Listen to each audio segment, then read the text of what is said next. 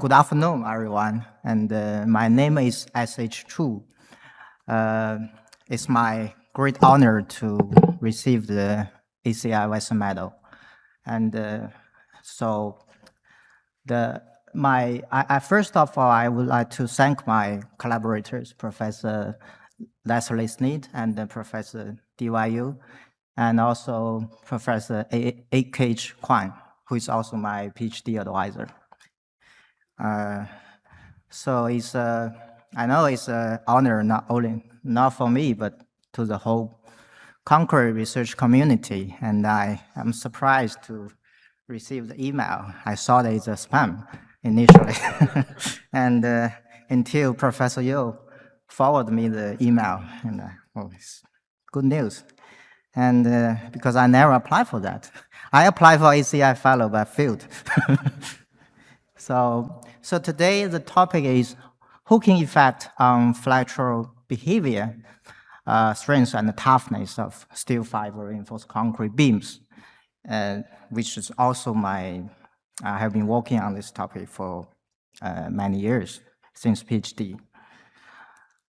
So my presentation will include 4 parts. I will start with background and then spend about 10 minutes to introduce our research, and then a few minutes to introduce our recent advances, outlook, and also then end it with the remarks, concluding remarks.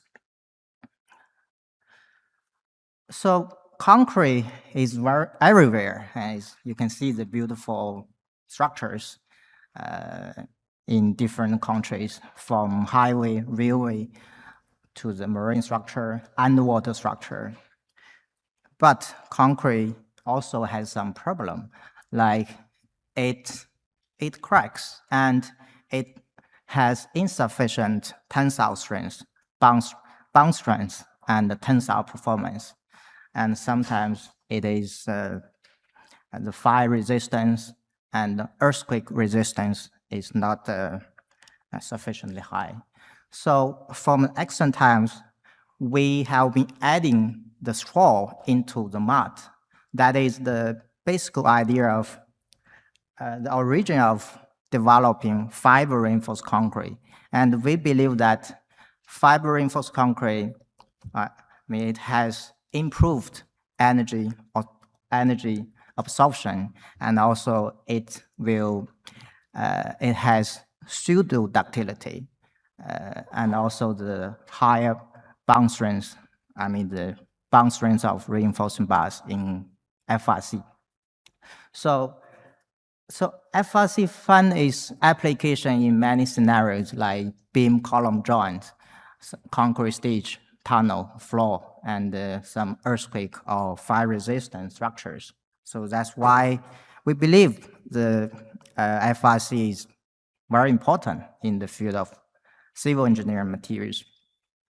And there are many FRC buildings. For example, I come from Hong Kong. There's Hong Kong, Zhuhai, Macau Bridge. Well, they use a lot of steel fiber reinforced concrete. This is very long, 55 kilometers, the longest in the world. And also some other buildings, bridge, including in New York, Hudson River, and San Francisco, and also in Europe. So the application of FRC is increasing. So there are many different types of fibers. Here we focus on steel fibers. And I have to say that different fiber have different application scenarios. For steel fiber, we believe that it has a lot of structure application. We can use it to develop structural materials. And FRC is a general term. It includes steel fiber, FRC, and SHCC and UHPC is the general term. So this specific research, we aim to answer why and how the hooks of steel fiber affect the flexural behavior. And then can we quantify those effects? This is the basic simple question.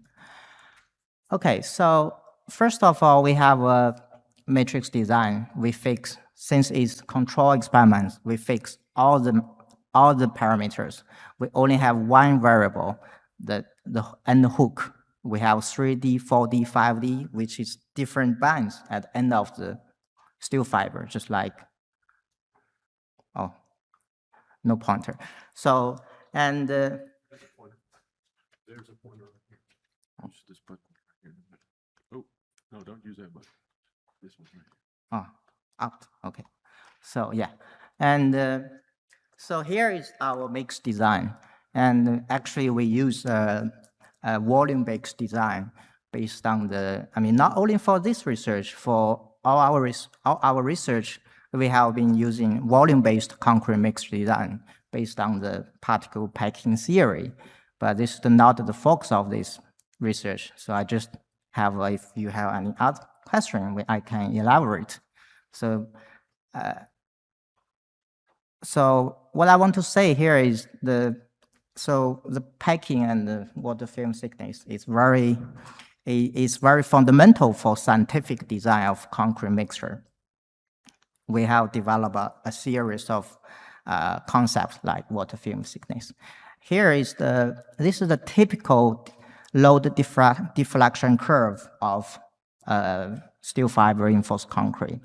And as we know in ASTM, there are many definitions. Here, ASTM, they use 3, 5.5, 10.5 theta. The theta means the deflection at the first crack, but it has a lot of variations. I mean, if we calculated the flexural strength based on this, we will have a lot of, I mean, the results will have a lot of variation. And here, there's no perfect solution, but here we use another definition.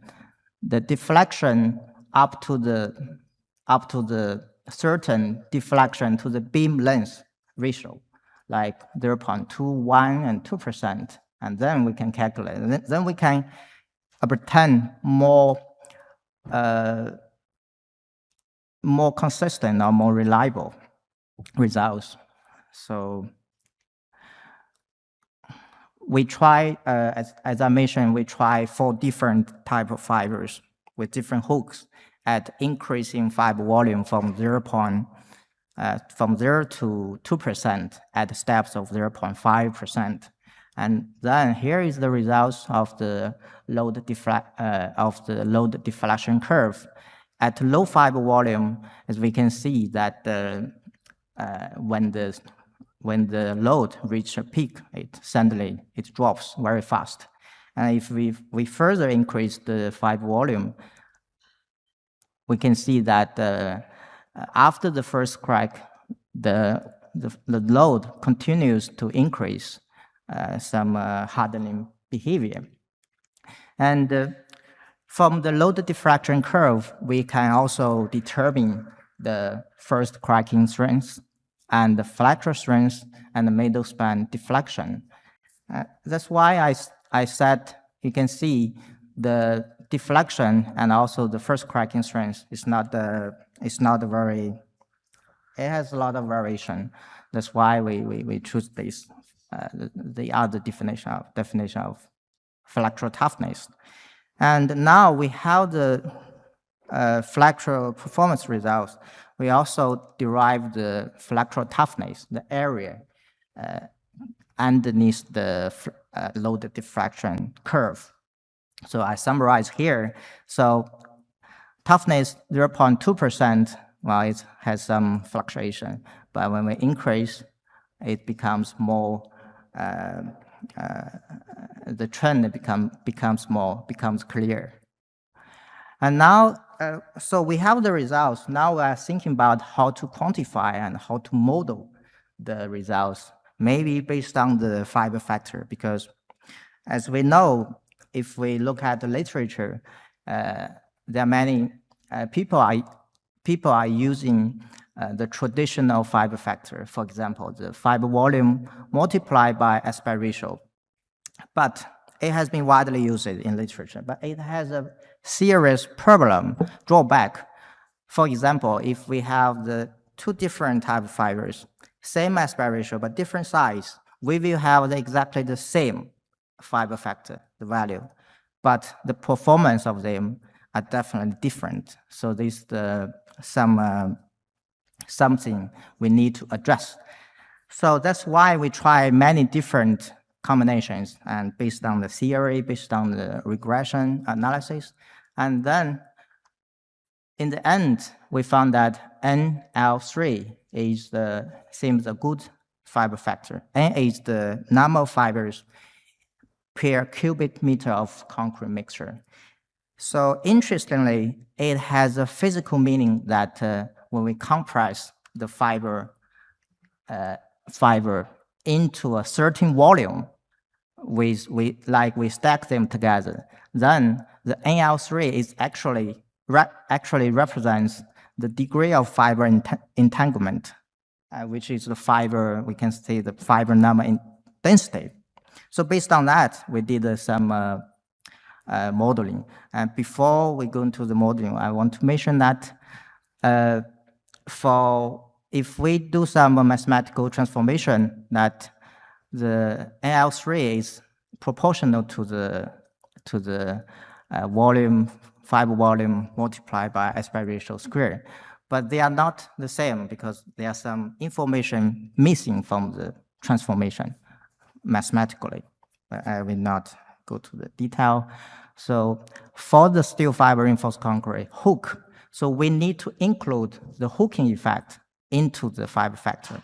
This is the form we have been taking, NL3 multiplied by a hooking index. And based on this, we do some analytical modeling for the first cracking and the flexural strength.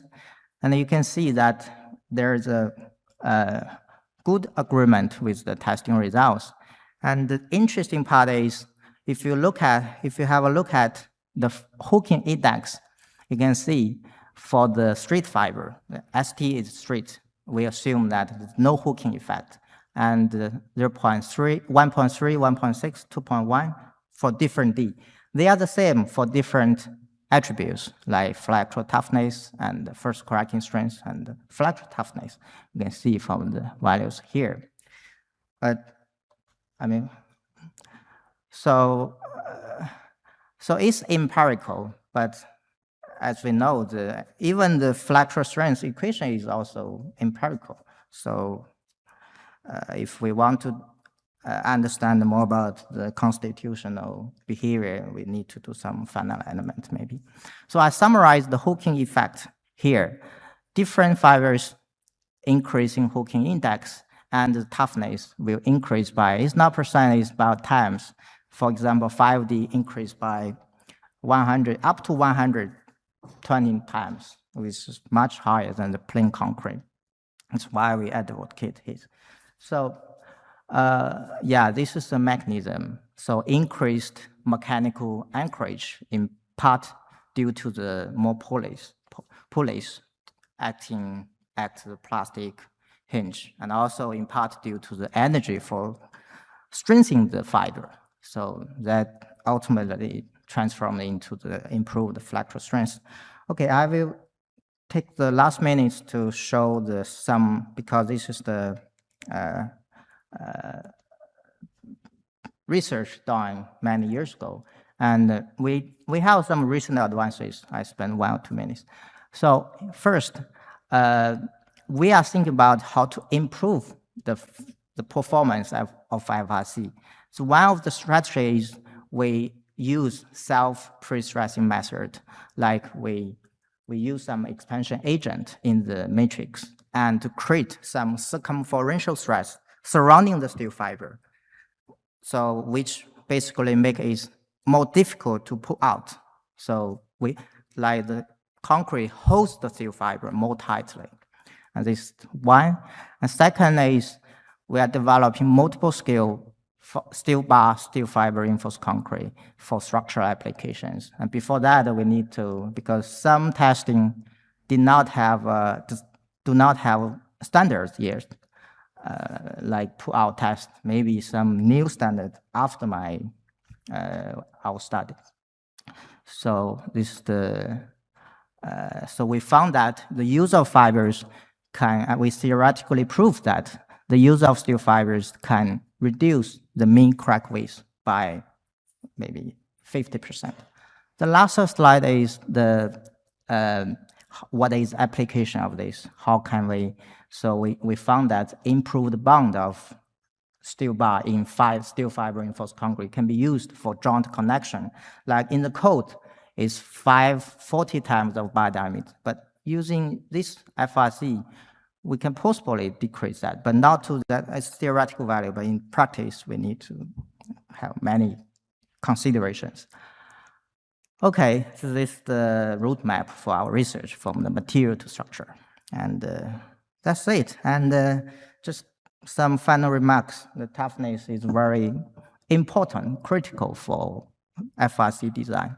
And integrated design of FRC is also the foundation for UHPC design, which is the very important material. And also, so it should be based on the fiber factor and the particle packing theory for scientific design. That's it. Thank you for your time.